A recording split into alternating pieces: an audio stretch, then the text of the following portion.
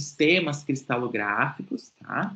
Então, além da questão química, a gente se preocupa também com a organização dos silicatos, tá? Como que eles se organizam, como que os planos cristalográficos deles estão organizados. Então, eu não vou falar com você sobre isso, mas eu só vou trazer para vocês lembrarem que, além de se preocupar com o tipo de elemento e o tipo de ligação, né, que ocorre na estrutura cristalina de um mineral, nós nos preocupamos também com o sistema cristalino, né? Como que é, né? Se é um sistema cúbico, ou triclínico, ou monoclínico.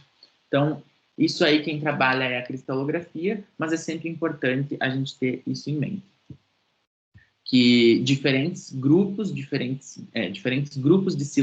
silicatos vão gerar sistemas cristalográficos diferentes. E muitas vezes um grupo, minerais do mesmo grupo, tem sistemas cristalinos diferentes, tá? Então não é porque está no mesmo grupo que é o mesmo sistema cristalino. Eles não são classificações diferentes e independentes entre si. Então, aqui eu vou trazer a fórmula geral de silicatos. É uma fórmula química geral para designar alguns lugares específicos na estrutura dos cristais, tá? Então, o W aqui sempre vão ser os ânions, tá? Aqueles ânions que ficam de fora da estrutura, de fora do tetraedro fundamental, tá? Eles aparecem por final, assim, sabe? Pode ser uma hidroxila, um flúor, pode ter, pode não ter. O oxigênio e o Z representa os cátions, tá? Então, o Z e o O aqui sempre vai representar o nosso tetraedro fundamental.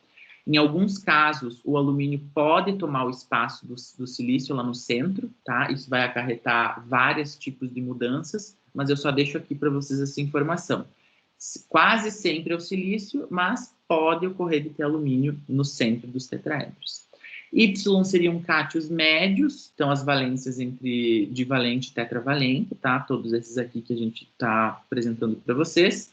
E o X, lá no início da fórmula, representa os cátions grandes com valência pequena, tá? Então, os cálcios da vida, os sódios da vida. Então, eles são, por exemplo, o potássio é um cátion grande, ele tem um raio iônico bem robusto, né? Então, ele precisa de uma coordenação um pouquinho maior.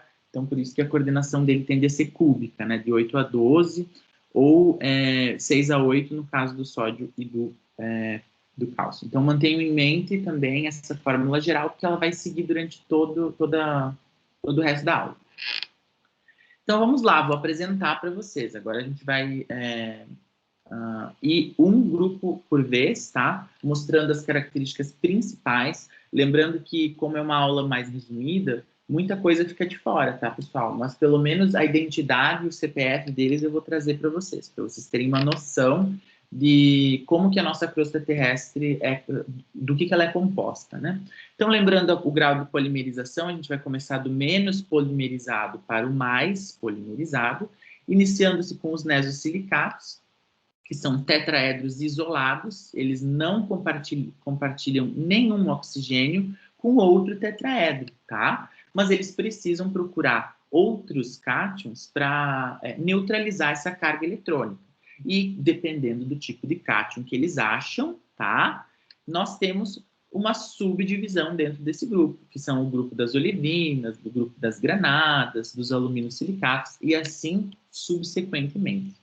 Eu trago aqui para vocês uma outra maneira de visualizar. Então, a estrutura cristalográfica dos nesosilicatos é assim.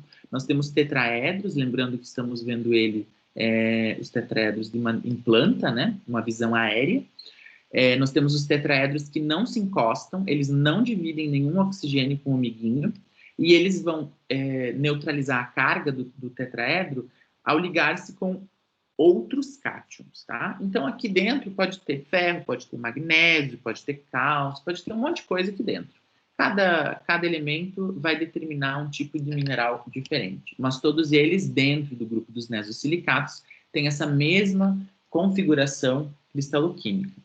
Então, aqui a olivina, por exemplo, que é um grupo muito importante, é um subgrupo muito importante do grupo dos nesosilicatos.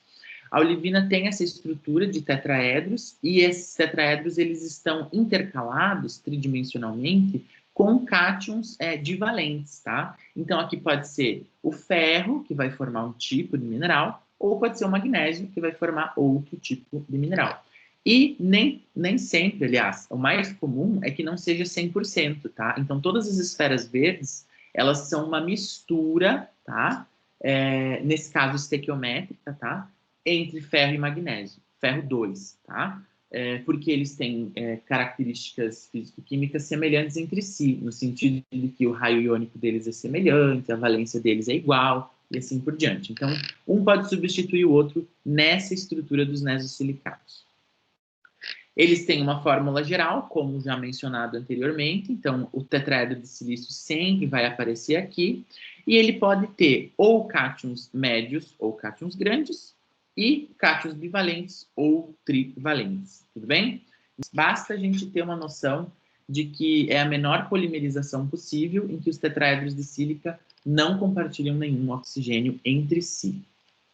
E eu trouxe umas imagens, tá? Para alegrar um pouco a aula, para não falar só sobre coisas abstratas sem exemplificar. Então, o zircão é um mineral do grupo dos nesosilicatos. Ele é um mineral extremamente robusto e, do ponto de vista geológico, ele é muito importante. Ele é importante para vários tipos de áreas da geologia, mas essa é a cara dele, mais ou menos, né? Então, nós temos 4 tipos de zircões aqui diferentes, com cores diferentes, mas eles todos esses minerais aqui são o mesmo mineral que pertence à classe dos nesosilicatos. Os sorosilicatos, como a gente já tinha mencionado anteriormente, eles dividem apenas um dos oxigênios que estão nos tetraedros, nos vértices dos tetraedros, tá? Então, eles também são chamados de silicatos em formato de gravata borboleta, tá? Porque tridimensionalmente eles parecem uma gravata borboleta. Eu acho um pouco desnecessária essa comparação, mas né, cada um vai onde precisa, né? A polimerização e a razão entre átomos de silício e oxigênio nessa estrutura geral é de 2 para cada 7. Então, nós temos o quê? Nós temos 2 silícios, tá? No centro dos tetraedros e 7 oxigênios, tá? Por quê? Porque um deles é compartilhado. Então, se vocês veem que conforme a gente vai caminhando nos grupos dos silicatos, a polimerização vai aumentando. Então, aqui 2 formas de representar. Cada um observe que seja mais fácil para vocês, né? Eu prefiro essa da minha esquerda aqui, mas o importante é ter isso em mente, tá? A fórmula geral deles. Então, eles têm aqui os elementos que fazem parte do tetraedro fundamental, tá? Silício, alumínio, raríssimos casos, berílio, tá? Os cátions que têm valência 3, ou que tem um pouquinho, ou que são cátions médios, e no X é o lugar em que são os cátions grandes, né, que tem um raio iônico maior. Essa é a fórmula geral dos silicatos, então, perdão, dos sorosilicatos. E notem que sempre vai existir essa hierarquia em relação ao tamanho do cátion, tá? E sempre, obviamente, vai ter o tetraedro fundamental, né? E aqui estão eles, tá? Esses aqui são epidotos, são alguns tipos de mineral, porque lembrando que o epidoto não é um mineral, tá? Ele também é considerado uma série, tá? Então, nós temos vários tipos. Mas o epidoto, de maneira geral, tem essa cara aqui. Esses são epidotos gemológicos, claro, né? Mas eles aparecem em todos os tipos. Os ciclosilicatos, pessoal, como o nome tinha mencionado para nós lá atrás, são silicatos compostos por anéis de tetraedros, que os ciclosilicatos têm a capacidade de dividir 2 oxigênios. Então, o que eles vão fazer? Eles vão se juntando até formar um anel. O anel, ele pode ser configurado de 3 maneiras diferentes, tá? Mas todos eles fazem parte do mesmo grupo, o grupo dos ciclosilicatos. Então, nós temos aqui os anéis exemplificados de 2 formas diferentes. Nós temos que a polimerização está aumentando paulatinamente, conforme a gente vai avançando na classificação dos grupos. Então, aqui, novamente, as estruturas em anéis, tá? E o que acontece? Os anéis, eles vão sendo formados e vão sendo empilhados um em cima do outro, e tridimensionalmente isso vai formar um canal no meio dessa estrutura. E isso gera uma série de características desses minerais. Esses canais, eles são, quimicamente falando, né, muito grandes, né? Então, eles cabem ali dentro moléculas, elementos raros, elementos que estão em fases finais de cristalização. Então, você consegue entrar nesse canal com muita facilidade, né? Então, os elementos eles vão entrando ali, sem atrapalhar a estrutura fundamental, que são os anéis e tetraedros, se posicionando nesse canal central, que é por isso que tem o C aqui, e gerando grupos de minerais específicos, que, por exemplo, nós temos o grupo das turmalinas, tá? Mas, quanto mais complexo, quimicamente falando, mais bonito é, tá? Por quê? Já vou mostrar para vocês. Então, dentro do canal, tá? Então, agora a gente está vendo de lado, a gente está vendo longitudinalmente 3 anéis que se juntaram, tá? E essas moléculas azuis aqui, elas representam a água que está no centro dos canais, tá? Lembrando que não só a água vai entrar ali, muita coisa pode entrar também. Então, a gente vê aqui os tetraedros todos se unindo, formando canais, né? E dentro dos canais pode entrar um monte de coisa. Isso vai gerar uma variedade muito grande de tipos de minerais. Então, na natureza, né, a gente consegue observar minerais muito bonitos desse grupo, dos ciclosilicatos, como a turmalina, tá? A turmalina é um mineral gemológico extremamente cotado, tá? O pessoal gosta muito para fazer joias e tudo mais. Essa aqui na porção esquerda, na porção direita, superior direita do vídeo, é uma turmalina que a gente chama de turmalina melancia, é o nome de fantasia dela. E por que isso acontece? Por causa dessa variedade de elementos químicos que conseguem adentrar a estrutura desse mineral, transformando ela, colocando cores diferentes e, inclusive, propriedades físicas também diferentes. Já os inosilicatos, que são aqueles silicatos de cadeia que eu estava comentando com vocês, eles têm uma cadeia simples, tá? Ou seja, eles vão dividindo 2 a 2 os oxigênios e formando uma cadeia simples. Então, aqui a gente está observando em planta e aqui a gente está observando de maneira longitudinal, tá? Embora eles consigam se ligar, assim como todos os outros tetraedros, eles continuam eletricamente negativos. Então, eles têm que se juntar com elementos, cátions, para poder formar uma estrutura ordenada e eletronicamente neutra. Então, aqui eu trago para vocês uma visão longitudinal da organização dos elementos. Então, os tetraedros em azul e alguns locais específicos, que aqui está nomeado como M1 e M2, onde cátions específicos entram para se ligar com as cargas, para se ligar com os oxigênios, né, que vão neutralizar as cargas, né, gerando os inosilicatos de cadeia simples. Então, aqui, ó, a gente tem outra maneira de observar esses tetraedros, ou então os elementos, tá, se juntando entre si, digamos assim, de ladinho.